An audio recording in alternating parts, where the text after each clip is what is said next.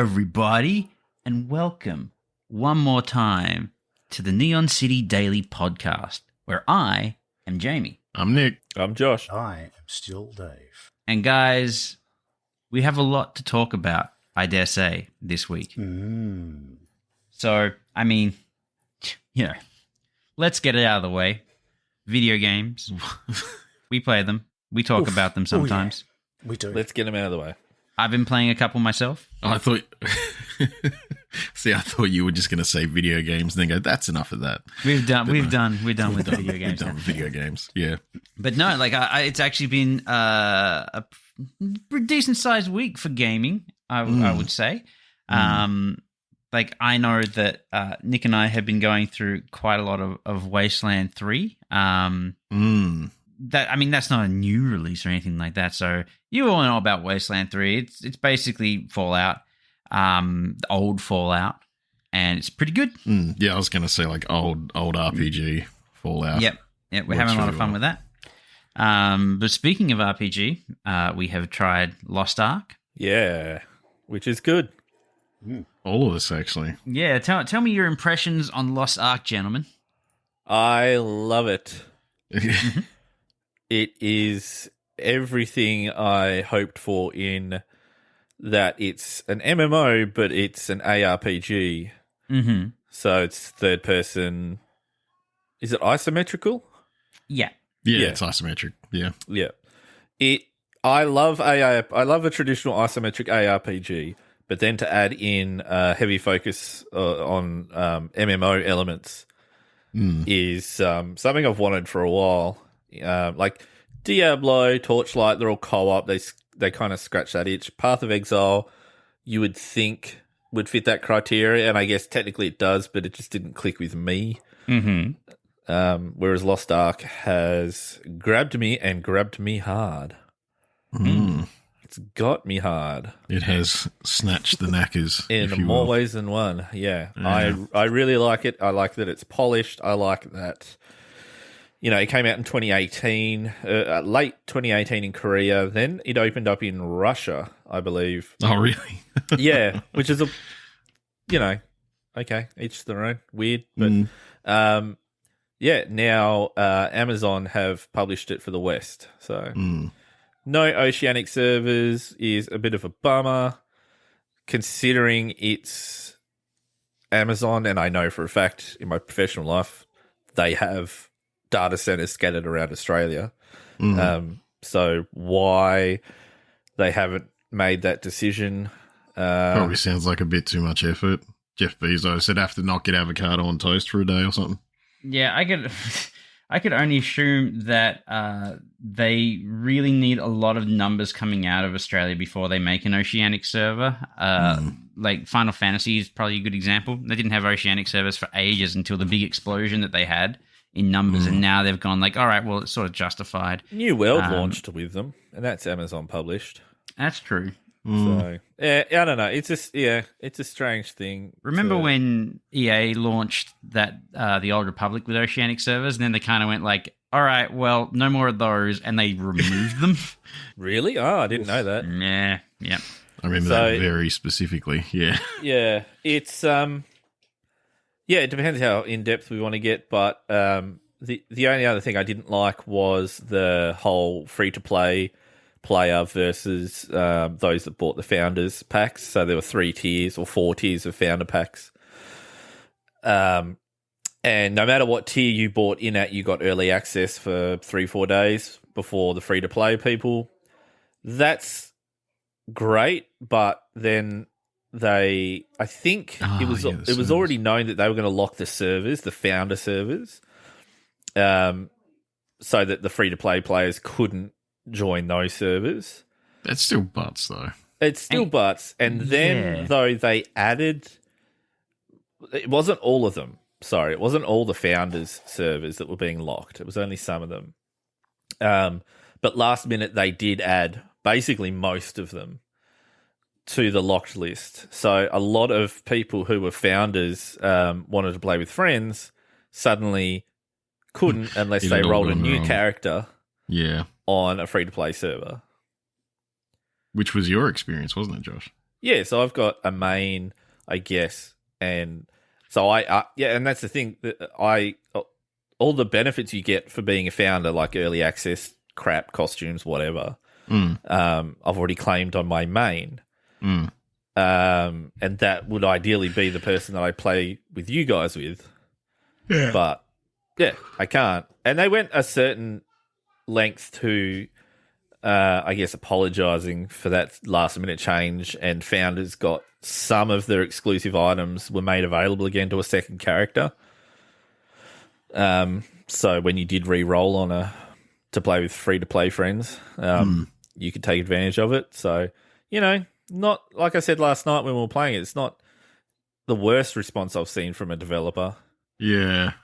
The idea of a founders pack for what is ostensibly a 4-year-old game, though, was a little bit cheeky. Yeah, I did wonder why they went with founders. Founders of all things. Yeah, just call it collector's edition, tier 1, tier 2, whatever.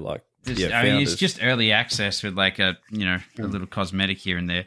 You could call it the dick measuring pack. Who paid more for a free game? Because it was Thanks for giving us money back. It was like $160 or something for the top one. Ugh. That's the small dick package. That's true compensation. I don't want to have money. I want to be hilarious and have a fat wiener. Yeah. They're also selling starter packs now. Yeah. They've got the Vanquisher starter pack, and that was $90, I think. Oh, I did see that actually. Yeah. More like the farter pack. Yeah, it's interesting because the game was overwhelmingly positive as far as reviews are concerned on Steam and things like that. Yeah. But I don't know why, but I did see this morning that the Vanquisher starter pack and things like that are all mostly negative. Yeah, because it's bullshit. Oh, yeah. Like that, it doesn't matter how good your core game is. If you start going it's free to play, here's a $90 pack that really won't give you that much stuff. People are going to get angry about it. It's you see it a lot where if the DLC for a game is really shit, it's going to be mostly negative. They'll make their displeasure known, but the base game itself will still be positive. So it sounds like the free to play players are having an all right time, and the people who want to put some money into it are feeling quite gouged. Yeah. Oh, okay. So I'm just having a look now because I wanted to know why it was mostly negative. So it turns out they listed in the description that you got multiple skins, but it was actually only a chance, or I think you could only pick one of them.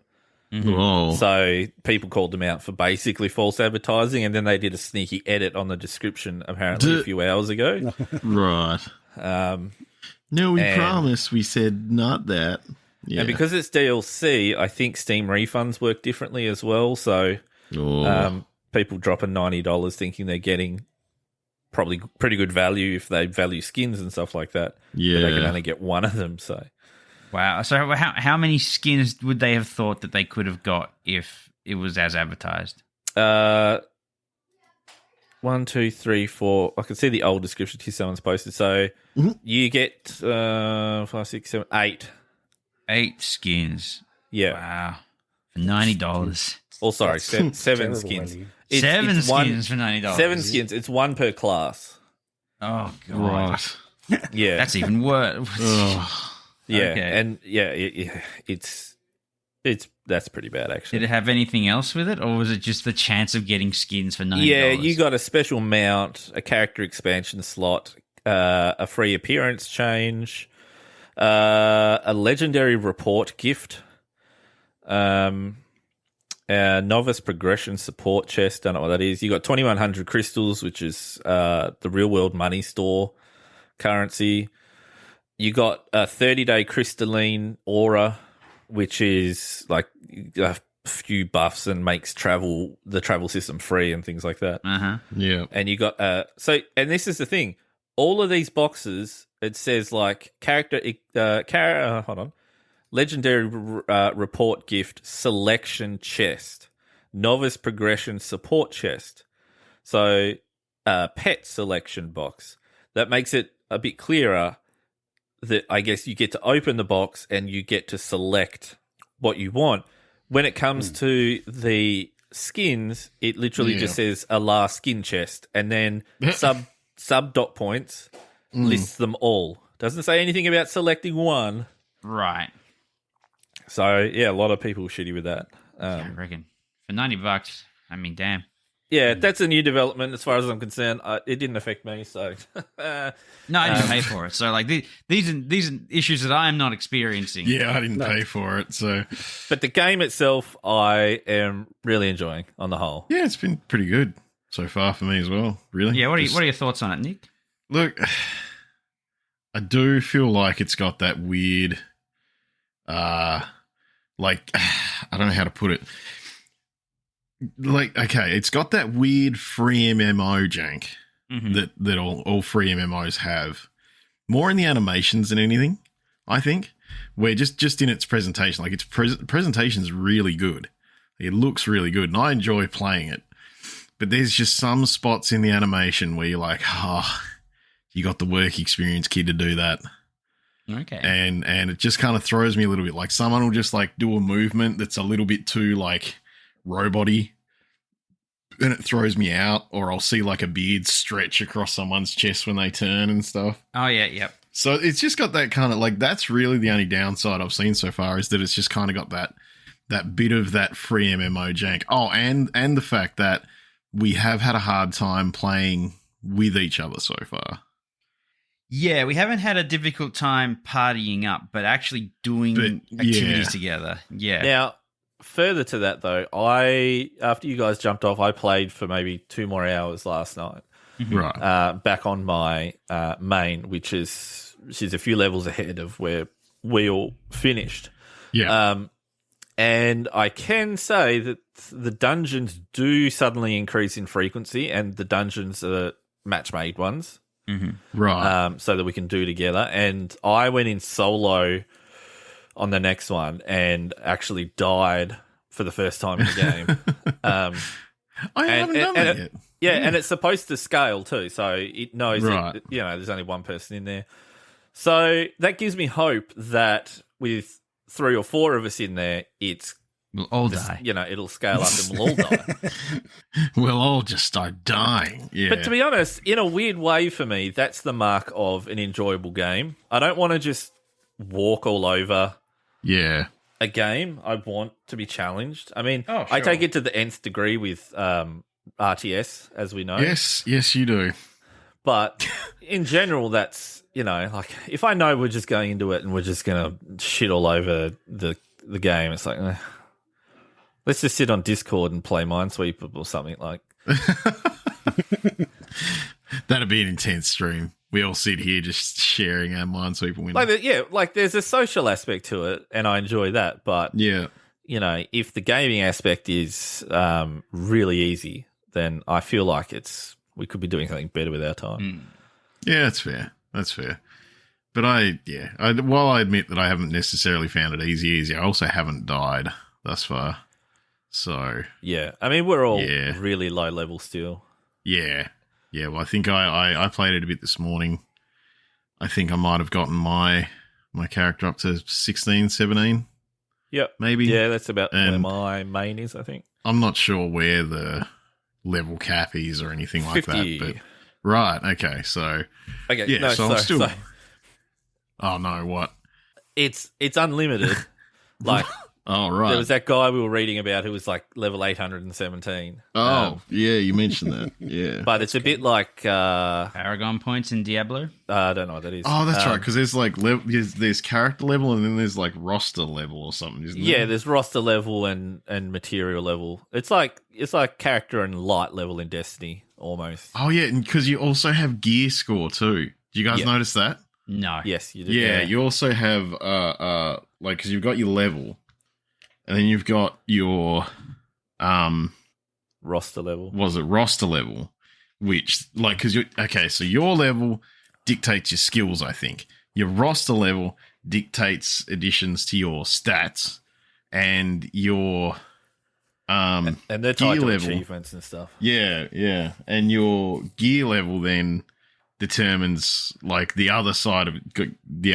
So it's like your damage dealing and your defense and stuff. Because the what is it? Like, I think roster level is like vitality, endurance, and something else maybe. Yeah. But then your weapons that you equip and your armor that you equip will then basically up the base stats for them to add to your gear score. I don't know. I tried to work it out this morning, and I was like, there's a lot of numbers going on here. Yeah. And I'm good for now. I just kind of stopped. I was just quite happy to play the game. There's a very easy way to tell what gear's better and what isn't because it's got an arrow, and to just go from there. Yeah, that's what I love. And that's the thing. I likened it when we were talking about it last night to Final Fantasy 14. In that, I guess because it's been out a while, Yeah. and it's been thought through. There's a lot of content. There's a lot of quality of life stuff. Like, I get the same feeling that I did going from something like Guild Wars 2, which I enjoyed, to Final Fantasy 14, and just going, holy shit, there's all this stuff in Final Fantasy that would have been so good in Guild Wars, all this quality of life stuff. Yeah. To me, it feels like it has a level of polish, which, you know, after 4 years, you'd hope. You'd hope. Yeah. What are your thoughts on it, Dave? I haven't played that much of it yet. I've only played just under 2 hours. It's fine. 104 minutes, in fact. Yes. Oh, yes. I'm looking at Jamie's that right now. looking at the stats.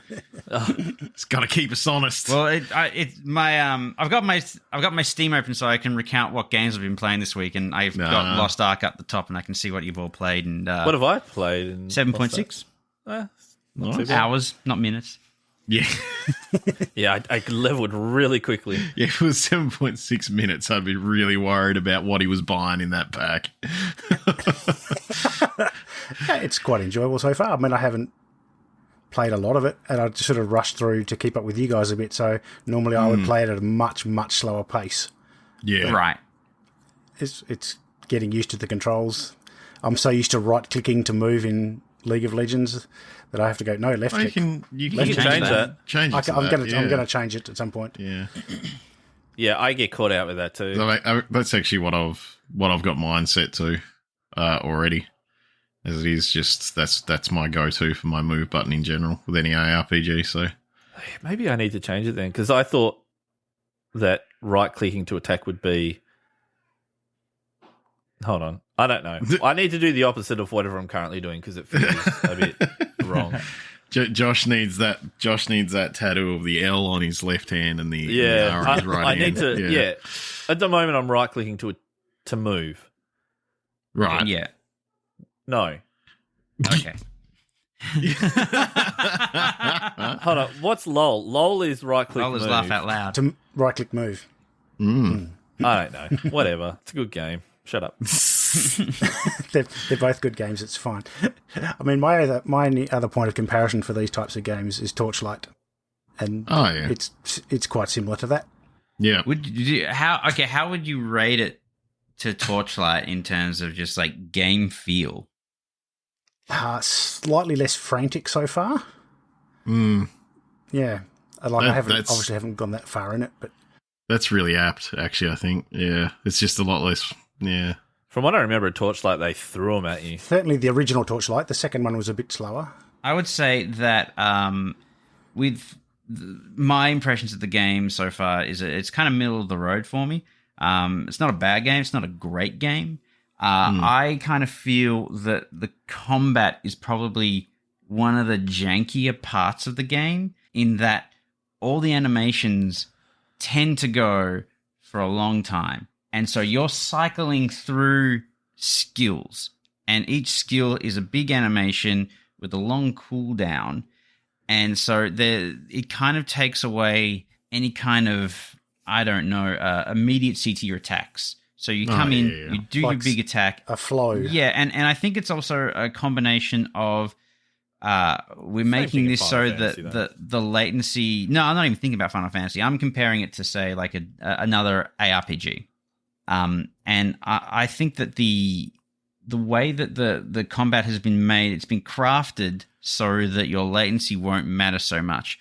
So you hit a button and your guy spazzes out for about 3 seconds to do a big attack, and then you cycle to another one. So when you think about that, like that's like 2 button presses in the space of 3 seconds, which is pretty easy to deal with from a latency perspective. And your character is locked in place, like they don't really move or do anything like that, and like no direct control from you. So it's all very, like, I can kind of see where they've kind of tried to mask player inputs to make things kind of fit together. Fit together and work under a high stress thing. But the downside to that is I also feel like, so if you're looking at Torchlight or Diablo, you're right, Dave, they are more frantic. And I think that's to their benefit, because you've got a lot of things coming at you. You're cycling through skills really quickly, and things are exploding around you. You're getting a lot of feedback, instant feedback, like real quickly. And in Do you Lost think that's Ark, something to do with the fact that Lost Ark is claiming to be an MMO more than an ARPG? I mean, it is an MMO. Like that's what I'm saying. It has a lot to do with the structure of the game and the way that they are dealing with latency and having everything going on in like a big area. So they've taken a lot of MMO coding tactics and latency dealing with tactics and kind of popped an ARPG on top of it. And I feel like we're kind of getting sort of the worst of both worlds in a way. Like, so you're getting the cooldown and the locked in place attacks of an MMO, and then you're getting like less stuff coming at you, or the stuff that does come at you in a big wave, it's clearly designed to get caught in the AoE of your big attack. And so it so far, it has felt to me like there's less real kind of strategy involved in the way that you tackle any given situation. Particularly because they put a lengthy cooldown on the only dodge. Yes. That's another thing. That speaks volumes to what you're saying. Yeah. So I feel like these two conflicting things kind of come together and create like a weirdly, it almost feels like you're kind of like, you're sort of swimming, right? You know you can move, you know you can do these things, but there's like this slight kind of almost artificial delay on everything you do. And so that's been a bit weird for me. That being said, I don't think it's a bad game. I think that it, like, once you kind of get your skills figured out and you have like a rotation to go through, it's probably going to be pretty fun. And that is, again, that's similar to an MMO like Final Fantasy, where you like your skills are on cooldown, you go through a rotation and you just maintain that rotation. And it was a cool little kind of element to the skills that I liked was there's little icons on it, and they represent whether you need to hold this one down or you need to double tap it, or that was a nice touch. And then it's not so relevant at the moment, but particularly in what I've been seeing of high-level raids and stuff, you really need to look at, okay, does this spell stagger so that we can eventually kind of stun the enemy? You know, there's knockdown resistance, all those kinds of things to take into consideration. That I'm hoping it's not overwhelming, because it certainly looks like it has the potential to be. But it does seem to add at the moment some depth to it that I appreciate. Yeah, I think that it feels a little overwhelming because you kind of been thrown in and you've been given a lot of skills to kind of play with, which is good. I really like that they haven't just gone like, well, you're level 1, you have one skill. So that's good. And when I first jumped in and you were, testing your class, I was kind of going like, oh, this is, I like how action heavy this is. That's pretty good. But then as I kind of went through the game, I was kind of going like, oh, I see what they've done. And it's not actually as action RPG as I was expecting it to be, given that initial impression. It's, there's a lot of like little tricks behind the scene, and it really is more of an MMO than an ARPG. Yeah. But yeah, there's, they give you a horse right away. There's a bunch of stuff in there that I like, and I am just excited to get into more team-oriented things. It's certainly a solid enough foundation that if you're playing with friends, I think it's got good potential for a lot of fun. So, but hey, I recommend it because it's free. I mean, you've got literally nothing to lose. Sure. If you don't buy any of the founder packs, you're getting great value for money. I mean, I only paid for the $20 one because I was impatient. I had my eye on this for a while. But yeah, for the low price of $0, nothing. It's worth having a look. It runs well. I don't regret booting it up. It looks pretty and it runs well. It's just disappointing that there is noticeable lag because of the lack of servers in our region. But, most of our listeners are in the US, so... Well, that's just the Australian experience. Yeah, I was going to say, that's just part of the Australian experience that everyone else needs to learn and understand eventually. Lagging an MMO is nothing new to me. Well, we used to play League of Legends at the same ping, around 200. I used to play MMOs on dial-up. Ew. Yeah, I remember that. Back in the day. Oh, boy.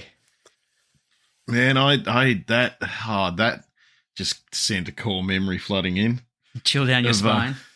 Well, just remember when you hooked up your Sega Dreamcast? Yeah, I played Phantasy Star. With its 28-bit modem. You're goddamn right, I remember. Played Phantasy Star. And, the way it was built with that game and the fact that was the connection that it was kind of built for, it was okay, but every now and then there'd be some issues and it'd be like... All of your monster fighting was client-side, so there was no... the server-side syncing was not existent. It didn't fight with that, So you didn't feel the lag, but every now and then you would see your friend off to the side punching in the air and not hitting anything, and then a monster in front of you would just die. And you're like, I guess he was attacking that. There he is. Speaking of just dying, Battlefield 2042. Oh, I thought you were going to bring it to Dying Light too. Fuck, I forgot about that. I'm not going to let this horse die. I'm going to drag them over the coals and they're going to feel bad because I am every second of it. Oh, okay. No, I don't know if you guys saw that there's actually a petition now to basically get refunds en masse on change.org.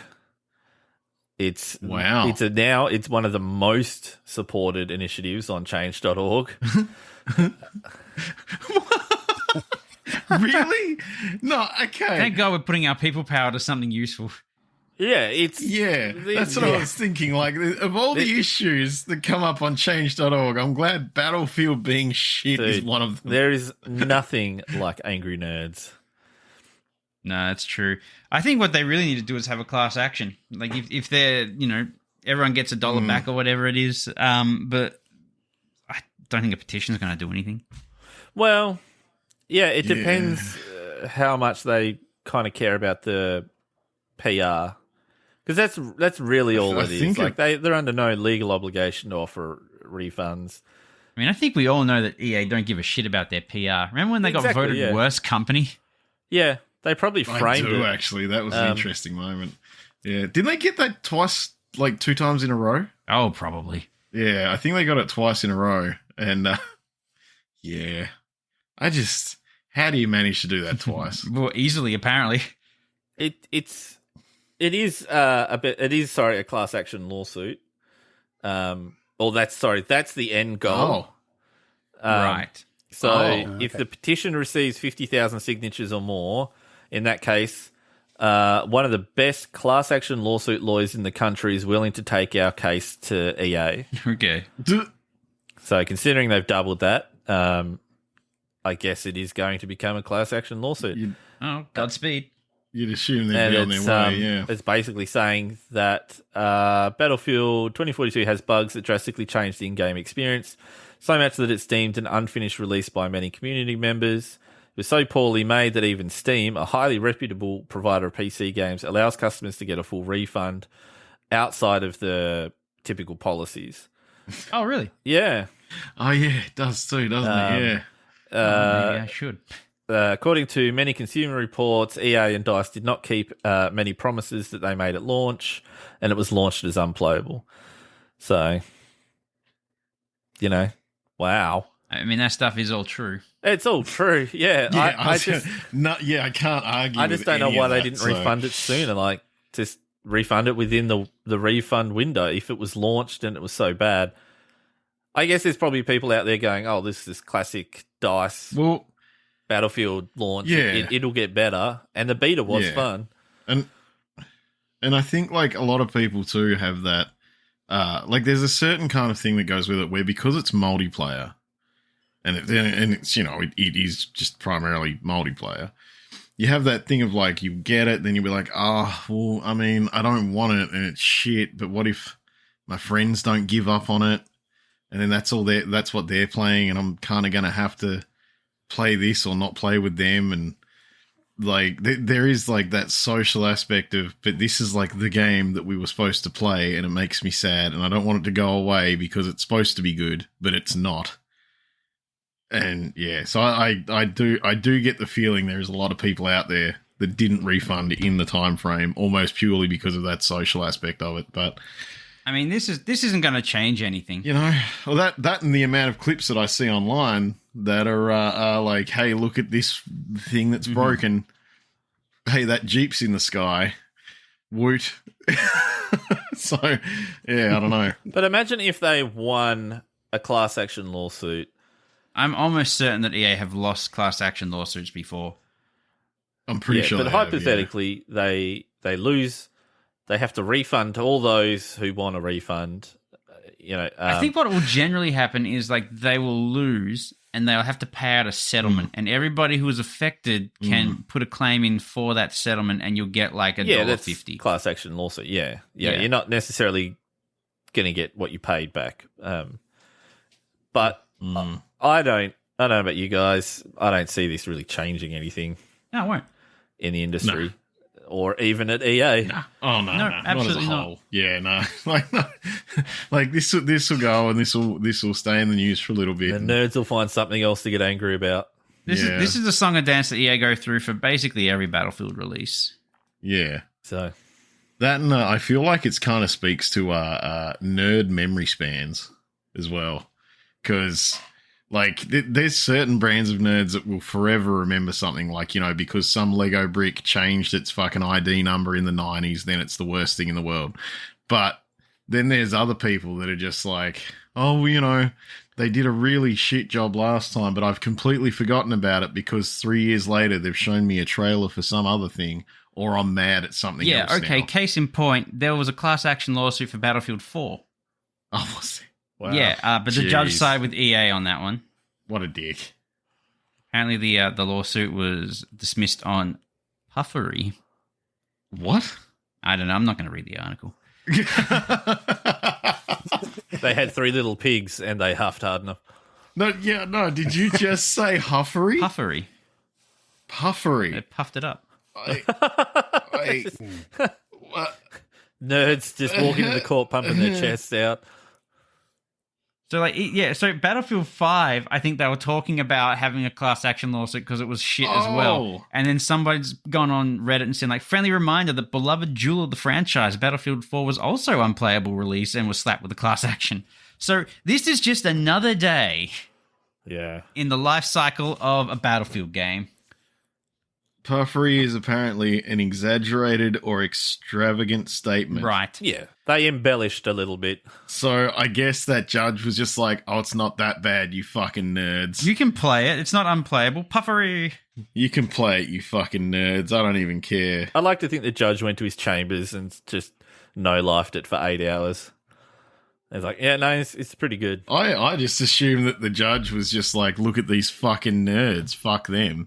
Who gives a shit? Why am I wasting my time here? I don't get it because, well, they're completely 2 different business models, but like Star Citizen's back in the news as well. For basically the same thing. People are going, oh, hey, it's not finished yet, but, no one's going to launch a class action lawsuit against them because it was a Kickstarter, and I guess it's all about how you sell your game. Well, that and the fan base for that game is very different because like with EA, it's a very mass market thing, like where everyone gets hit with, you should play Battlefield, and they see it everywhere, and it's like, whereas Star Citizen's just like, hey guys, if we make $6 billion in 10 years, you might be able to fly a spacecraft around an asteroid. And there's these motherfuckers that are just like, I'm all up for that. And they just don't care. They're just like, fuck yeah, I'll do that.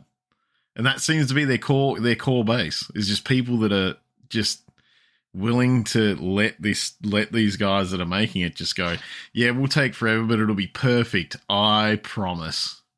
Yeah, at this point, like the people who are still kind of hanging on to Star Citizen, like from the initial Kickstarter, they went, hey, work in progress. You know, this is a work in progress. We need money to make it. Give us your money and we'll give you a big ship or whatever. And so, yeah, fine, whatever. You know that it's not a finished product. You know that you're putting down money for the development. Then, like, whatever, 10 years later or however long it's been now, they go like, yeah, we were on Alpha 3. But it's still a work in progress. It's going to be great. It's going to be great. Apparently, it really is coming together at the moment. Like they're finally closing in on finishing some big components to it. We'll see. So yeah, I think at the moment the only people who are sticking around are either the people who have put so much money in that they can't afford to not be invested, or people who are just in denial. I've long since forgotten about it, and if it comes out one day and it's good, fantastic, but it's not taking up any of my I'm not thinking about it now as I try to sleep. Not taking up your brain space. Exactly. No, I will fully admit that I forget about it until it turns up in the news again, and then I'm just like, oh, that fucking thing. Yeah. I made my money off that.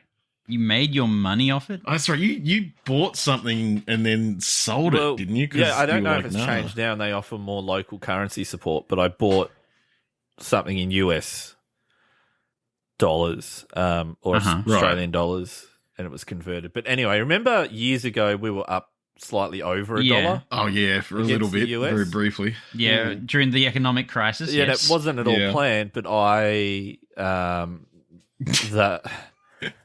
just refunded like a ship and a bunch of shit that I bought in that game, and the way the conversion worked out, I made money.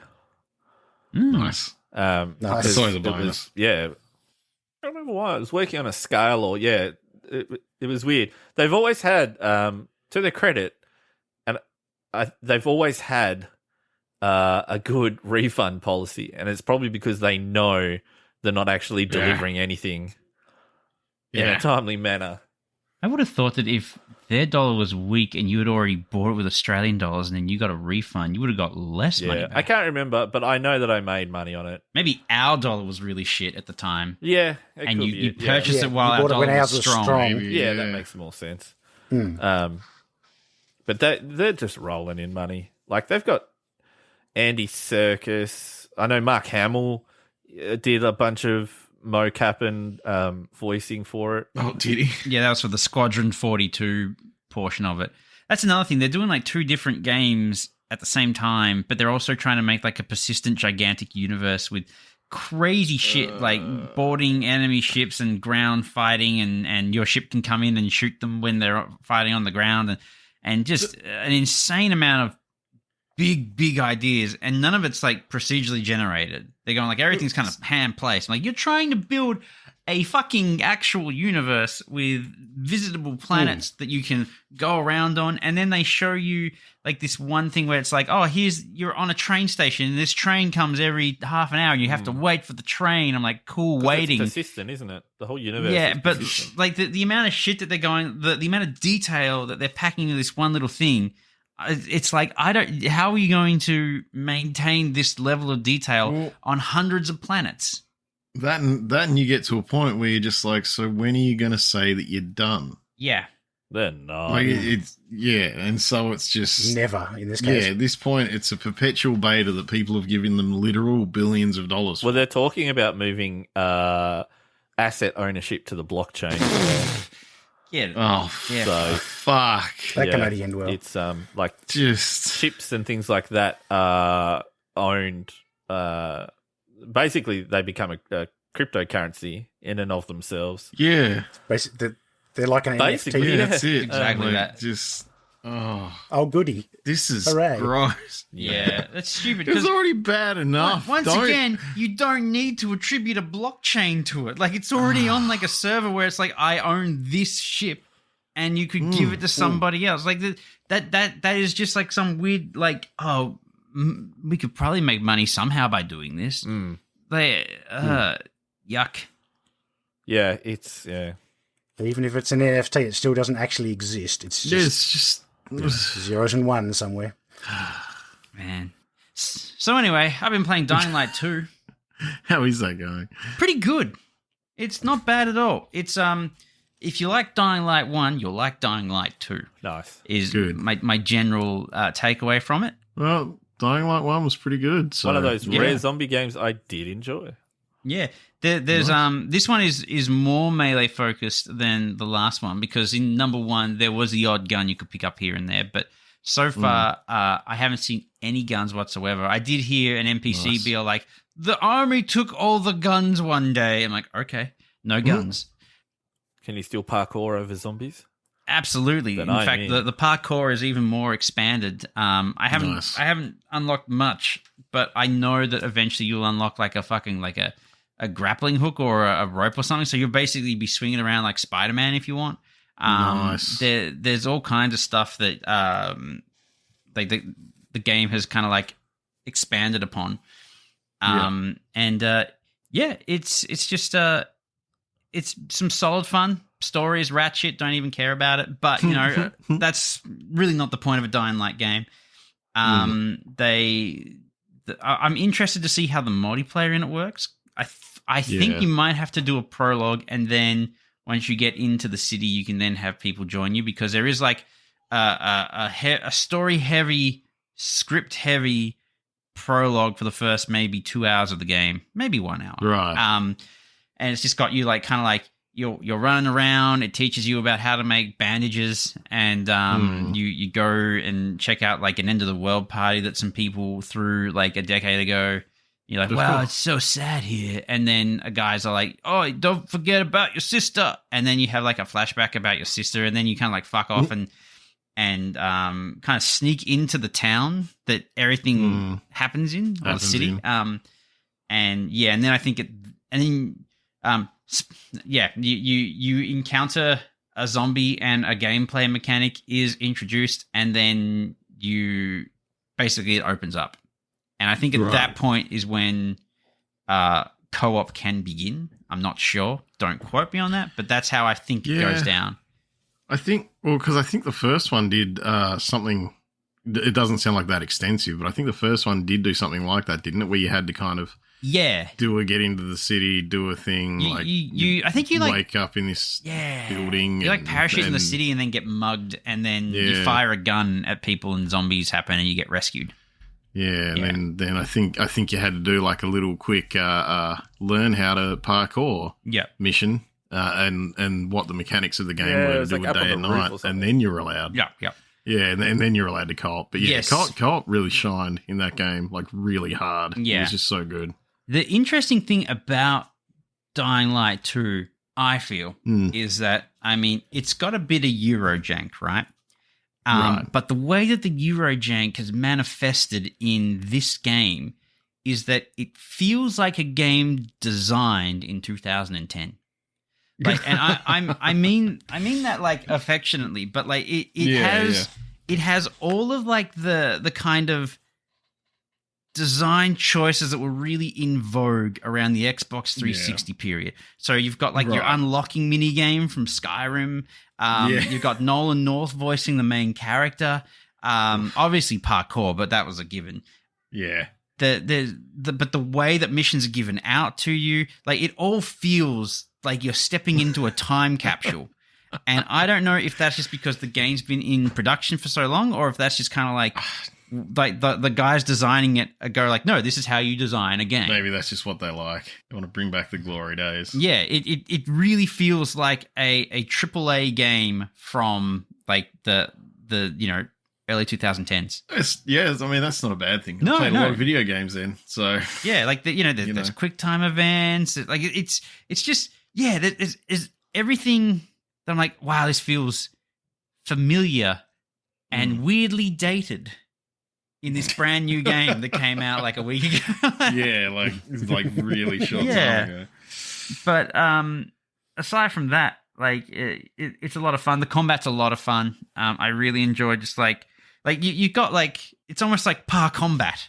So you use your parkour for fighting. Like if you time a block when a guy attacks you just right, you can then leapfrog over him and then just double foot slam the person next to him, and you can kind of control it in the air. So it's kind of funny to like you hop over a guy and then you chuck a Yui and smash his friend next to him with both your feet. And then that guy is stunned, so you can leapfrog over him and hit somebody else, be it a zombie or a man, and then that victim is stunned and you can do it again like in perpetuity. So you can just, jump kick the fuck out of everybody as, to your heart's content. And that's kind of fun.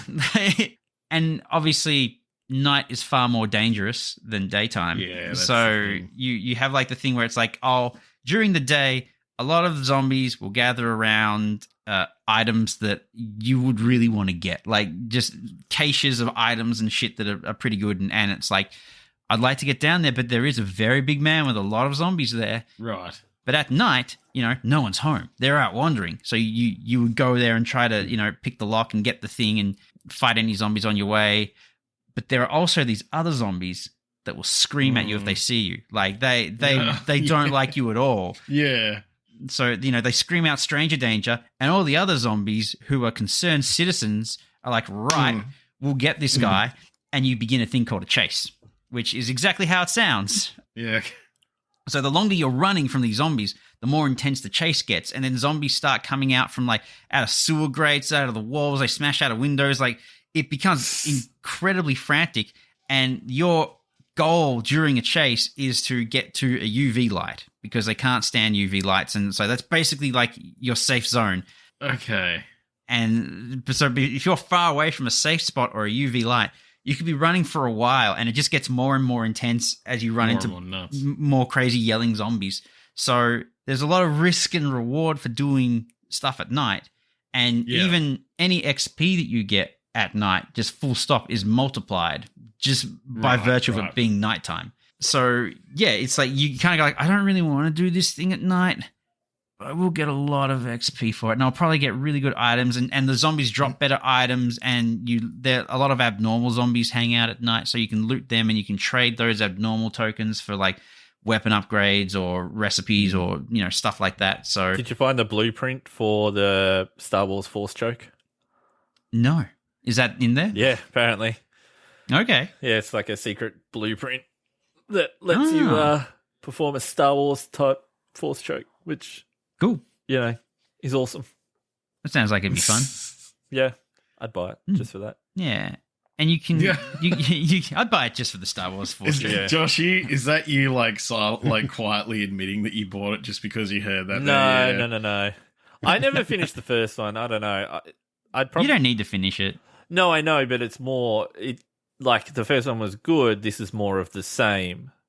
Mm-hmm. Yeah, don't know. Like again, it's probably something I'd only play cooperatively. Yeah. Yeah, I'm definitely keen to play it co-op. I think it'd be a lot of fun. Teaming up on zombies. Yeah. Someone can be a distraction. I don't know. Yeah, it like I said, Dead Island, which Techland made as well, the most fun came from playing that with friends. And the different type of Eurojank that had as well was actually to its benefit. But yeah, I don't know.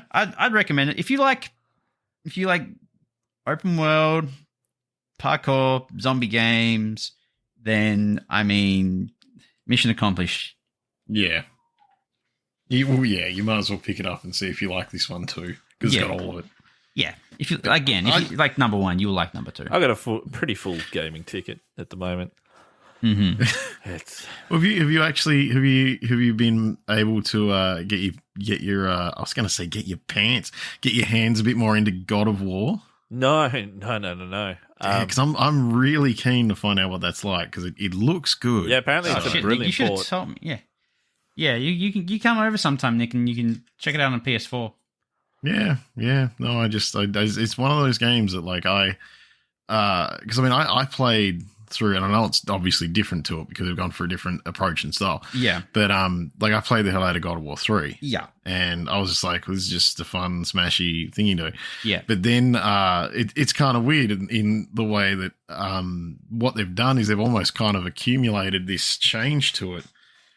To a different style that almost moved with how I tend to look at games now as well. Yeah, well, so I'm now also like, well, that looks more appealing to me now than the other style. I didn't really want them to do another one the same, but this looks cool and it's moved forward. Yeah, well, Santa Monica Studios' God of War is very different to David Jaffe's God of War. And in that, like, you're a softer, quieter God of War. You're a bearded, beleaguered by. You're a bearded, child rearing dad of war with another dead wife, but this time you didn't kill her, so it's a lot more introspective. This time you didn't kill her, so that's the bonus. The very first thing you do is murder Boulder. It's kind of like it's interesting how Kratos' strength and his fighting stuff is much more understated, I feel, than it was in the previous games. Now, I haven't finished the game, so I don't know how much it ramps up. But, like, this feels like kind of like a low-tier Dragon Ball Z fight in a little way. Like, in that, like, you punch a guy, he hits a rock, the ground splits, and he, like, throws a tree or something at you. Like, he's not, like, running in and doing like a billion punches and ripping out his eyes and then shoving them in his ears. And he's all like, look at what you sound like, or anything like that. He just kind of breaks his neck eventually. Right. But it feels more like an actual, like a fight between guys that are super tough. Yeah. Eventually feels more like a fight between guys. Once you get past like trees being thrown and rocks and shit like that. But again, it's like, it's not like crazy. Everything is weightless. I'm so strong. There's weight to it. That's what it is. It feels heavy. Right. Okay. No, and I mean, that sounds really good because I mean, that's something that I think. Like I said, I really enjoyed God of War 3, but that was the first one that I actually spent time in. For God of War, and I've heard good things about the PC port. Yeah. So the thing with God of War 3 was that like you were coming in really late in the story. And it was a consistent story, and the power creep for Kratos had gone up and up and up as the games had gone. So, I've walked in God of War 3 and he's just like, I am the guy. And, he's fighting like, giant, skyscraper tall. And like Zeus and all those kind of like the upper echelon of the Greek pantheon. Now, this time, Nick, it's Norse gods that you're fighting. Which I feel like just in general that theme would work better if it's heavier and weightier, and like that would work better with the theming as it was. Yeah, because also you've got a beard, so everything weighs more when you have a beard. Everything weighs more when you have a beard. Did you ever finish the Valhalla DLC? Because didn't you have issues with that? I did actually. Like, I got in touch with Ubisoft. They went, your accounts had a weird thing go on. They fixed it. I've got it. I'm good. Okay. No. Was that the Siege of Paris? That was the second one. Yeah, okay. First one was Wrath of the Druids, and that was really good. That was awesome. In general, I think I might have talked about it before that it like really blew me away that they were using like actual proper names for things and words that you wouldn't really know unless you actually looked into it. Yeah. And treated a lot of things really well. Thus far with the Paris one, I'm like a little bit up and down on it because they've because I was expecting, okay, we're gonna go and fuck with Paris and that to be the game, the DLC. But like it starts off with like story wise, you basically being asked to come there because the people that are running Paris are being dicks to like any northerners that are living there. And like you basically walk into this weird kind of guerrilla war-y thing.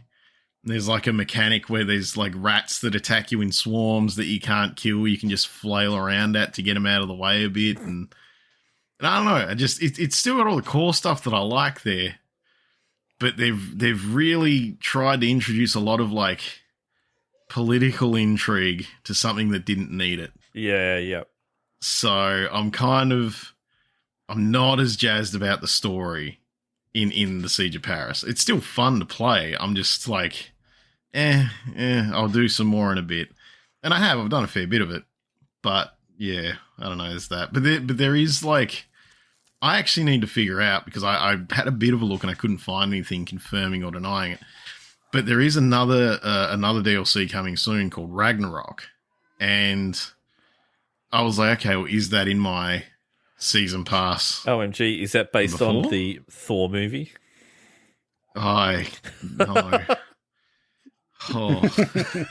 Sorry. That'd be amazing, though. I'm not gonna lie. I'd play that.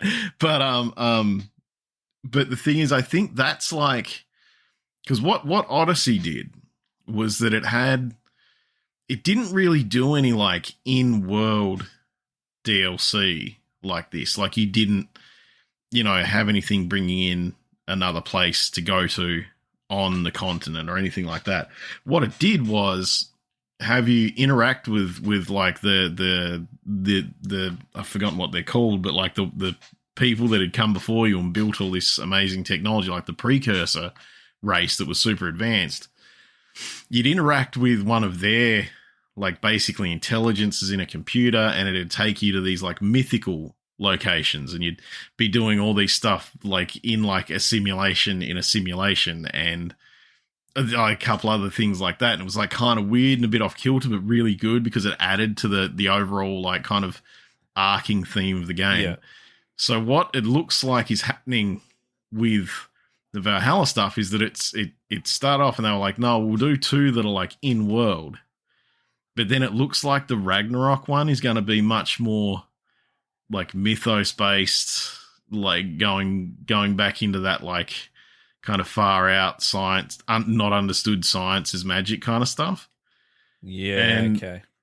I'm kind of actually keen for that, because that was a really nice way to finish off Odyssey, because it leads into some of the more like wackadoo shit that the Assassin's Creed the franchise has, and kind of makes it fit, like reminds you it's there a bit more, like makes you think about the fact that there is this weird underlying magic is technology, like ancient stuff coming up again. So I'm kind of keen to see it, but I'm also like, is it gonna be in my season pass that was like $60 normally, or are they going to expect me to give them more money for another fucking thing? So I don't know. Probably. I don't know. Yeah, like I'm keen to see it, but I want to know what their model is on it. And yeah, I don't know. Like I said, I was really jazzed about like the first 2 expansion things that I played. But yeah, then the Paris one just kind of stalled me a bit. And so I'm hoping that they're going back to doing what I like. But at least Ubisoft fixed it for you. They did. They did fix my issue. I am assuming that they did not fix anything for Jamie, though. My issue still persists. But anyway, guys, I think we're hitting our limit. Any final things to throw out there before we walk away from our computers? I finally got around to watching Redline. It's been out for like 11 years. It's an amazing anime movie thing. It made me hard the whole time with everything, every frame. Wow, it was just so good. Yeah, it's fantastic. If you do or don't give a shit about anime, I recommend watching Redline. If not just to see how good it looks. If you love fucking dope shit, then check out Redline. Yeah. If you like rad things, do that. Watch the thing. And yeah, it was just consistently good. Like I actually said to Jamie, I think maybe 10 minutes in, I was just like, that opening scene just did not stop. Like, what the hell? Yeah. And he told me to just keep watching it because it keeps going. And I said, it doesn't stop. it actively moved forward the whole time. And it didn't matter what was happening, who was interacting, who was on screen. It just always kept pushing forward with looking amazing and doing really cool things. So that's one of my top movies. It's so good. Yeah. It looks good. It sounds good. It's just a fun watch, top to bottom, start to finish. Like, just incredible. And the artistry on display is impeccable. Mm. All right, well, thank you, everybody, for tuning in to the Neon City Daily Podcast. Until next time, I've been Jamie. I've been Nick. I've been Josh. I'm still Dave. And thank you for listening. Bye-bye.